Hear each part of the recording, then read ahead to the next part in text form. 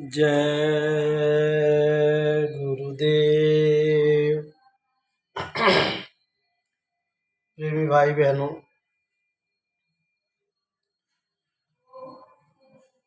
धरती पे जितनी भी वस्तुएं हैं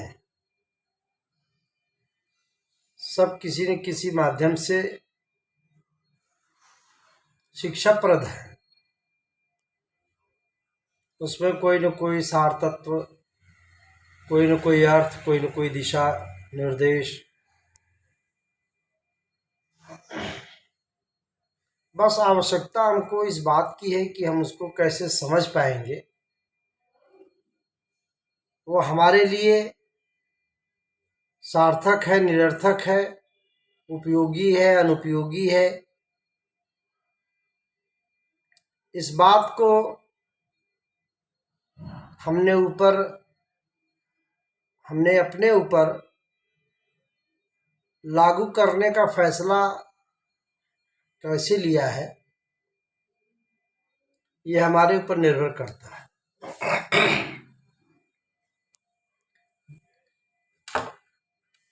हर कोई वस्तु प्रकृति की हमको संकेत देती है, संदेश देती है।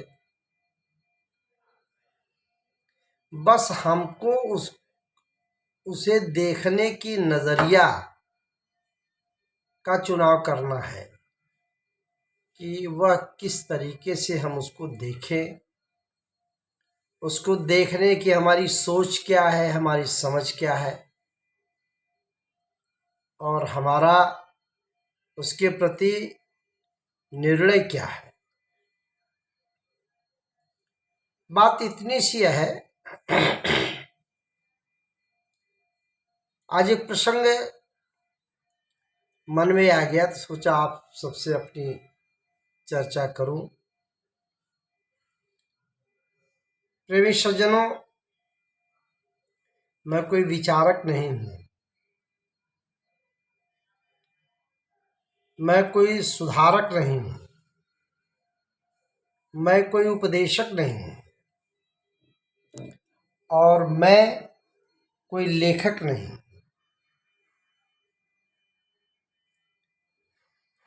केवल अपने विचार आपके समक्ष प्रस्तुत इसलिए कर रहा हूं या करता हूं कि कमेंट बॉक्स में यदि आपका कोई सुझाव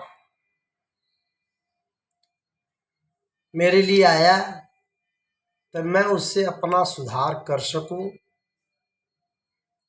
जिससे यह मेरा जीवन परोपकारपूर्ण होता रहे।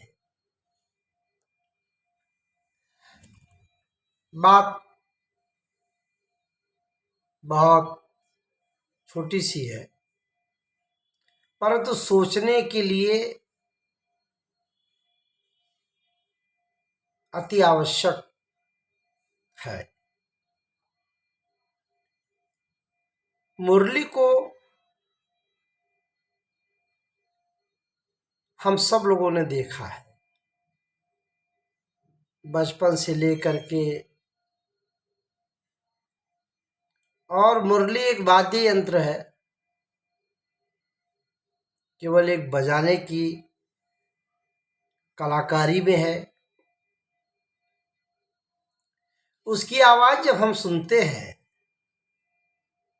तो कहीं भी हम रहते हैं, और हमारे कर्णपटल तक यदि वो उसकी ध्वनि टकराती है तो हम एकाग्रचित्त हो जाते हैं कि यह सुमधुर बंशी की आवाज, मुरली की आवाज कहाँ से, किधर से आ रही है, और हम उसी तरफ खींचते जाते हैं। एक दिन मैंने मुरली हाथ में लिया। मुरली को देख करके मैं सोचने लगा कि इसके अंदर कोई इस तरीके की कोई बनावट नहीं है, कोई इस तरीके का उसके भीतर यंत्र नहीं है। कोई इस तरीके का कोई आधुनिक इलेक्ट्रॉनिक सामान उसमें नहीं लगा है, परंतु उसमें से जो आवाज़ निकलती है वो अकल्पनीय होती है और व्यक्ति को बहुत ही मनमोहक लगती है। जब मैंने मुरली को देखा, उसके अंदर झांक करके देखा, बिल्कुल खोखला दिखाई दिया। तमाम कई छोटे छोटे गोल गोल सा उसपे छिद्र बना हुआ है। अगर किसी भी तरफ से उसपे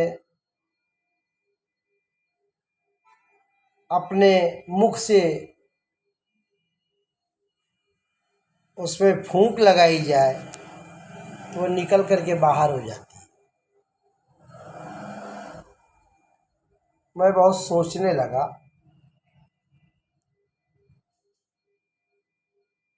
कि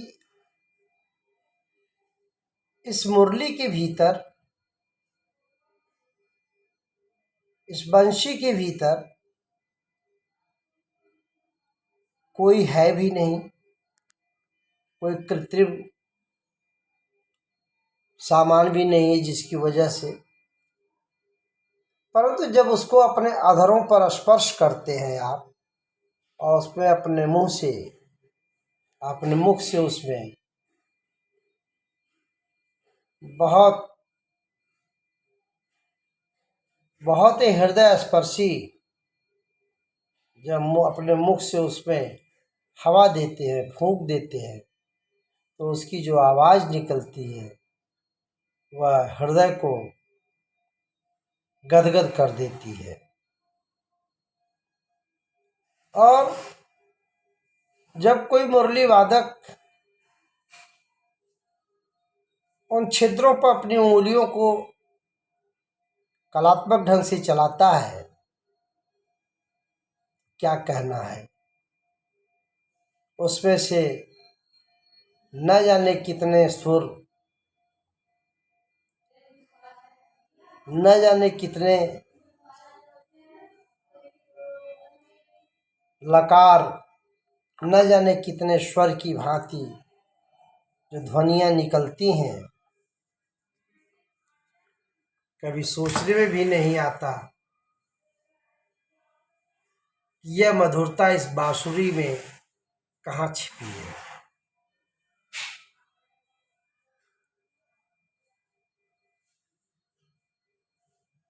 एक बार चिंतन करने की जरूरत है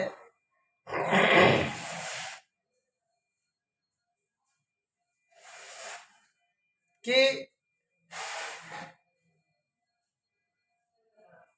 व्यक्ति के भीतर से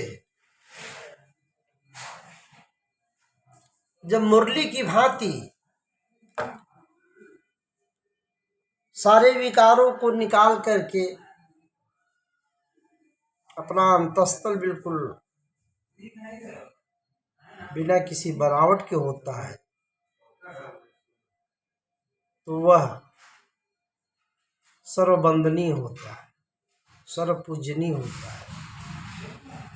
जैसे मुरली से जब आवाज़ निकलती है, विकार रहित आवाज़ निकलती है, उसी प्रकार जब इंसान के भीतर से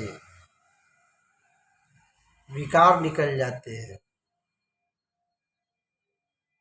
व्यक्ति विकार विहीन हो जाता है, तो उसके अंदर मुरली की भांति आकर्षण की ध्वनि उसके अंदर से निकलती है और वह मनोहारी हो जाता है, सर्वप्रिय हो जाता है।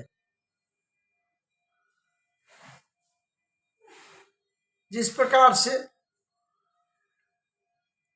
मुरली के भीतर झांक कर देखने से कुछ पता नहीं चलता है, लेकिन उसके ऊपर जब स्पर्श होता है अधरों से, अधरों की हवा, अधरों की वह हृदय स्पर्शी सांस की जो फूंक होती है वो जो लगती है तो उसमें से मधुर मधुर स्वर निकलता है, क्योंकि उसके भीतर कोई विकार नहीं है, कोई बनावट नहीं है। बस उसके जीवन जीने की एक कला है। कलात्मक ढंग से अगर उसके छिद्रों पर अपनी उंगलियों को कोई कलाकार घुमाता है तो उसमें से अनजाने अनसुने स्वर निकलने लगते हैं, जिस पर मन मयूर सा नाच उठता है। प्रेमी सज्जनों, उस मुरली से हमको ये सीख लेने की आवश्यकता है कि हम अपने भीतर भी किसी भी प्रकार के अहंकार को, दुर्गुण को, किसी भी प्रकार के कुविचार को, विकारों को अगर अपने अंदर न रहने दें, उसे स्थान न दें, तो वह व्यक्ति मृदुभाषी हो जाता है, वह व्यक्ति निश्चल हो जाता है, वह व्यक्ति निष्कपट हो जाता है।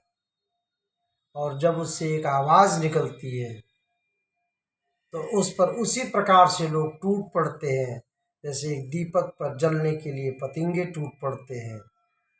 उन्हें किसी की परवाह नहीं रहती है और वो जलने को तैयार रहते हैं, क्योंकि उनके अंदर एक आकर्षण, दीपक से एक आकर्षण उनको दिखाई देता है, जिस पर वो अपने को कुर्बान कर देते हैं। ऐसे ही जो सच्चे संत महात्मा फकीर होते हैं, जो परमात्मा के दरबार में सदा आते जाते रहते हैं, जो परमात्मा से अपना लगातार तार को लगाए रहते हैं, जो सच्चे मालिक का दीदार दर्शन करके अपने भक्तों को प्रेम की वर्षा करते हैं, ऐसे महापुरुषों के ऊपर अपने को न्यौछावर करने के लिए भक्तों की एक अपनी कथा है, इतिहास है। इसलिए उस मुरलीवंशी से सीख लेते हुए मैं आप सबसे आशीर्वाद चाहता हूँ कि आप मुझे ऐसा आशीर्वाद दें, आशीर्वचन दें कि मेरे अंदर भी विकार, मेरे अंदर भी अहंकार, मेरे अंदर भी दुर्गुणों का सर्वनाश हो जाए, विनाश हो जाए, और हम भी किसी सच्चे महात्मा महापुरुष की ओर अग्रसर होकर के उनसे सत्य शांति का मार्ग लें। प्रेमी सज्जनों, यह सीख यदि सुंदर लगती है तो हम सब इसके ग्राहक हैं, हम सब इसके अनुपालन करने वाले हैं, हम सब इसके अनुचर हैं। हमको और आपको प्रकृति के हर संदेशों को जो हमारे लिए उपयोगी है उसे प्राप्त करके हम अपने जीवन में उतारें, और समाज के लिए, एक अच्छे समाज के लिए, एक अच्छे परिवार के लिए, एक अच्छे देश के लिए हम प्रेरणा के स्रोत बने। भगवान से यही हमारी आपकी प्रार्थना होनी चाहिए कि यदि जीवन मिला है तो ये जीवन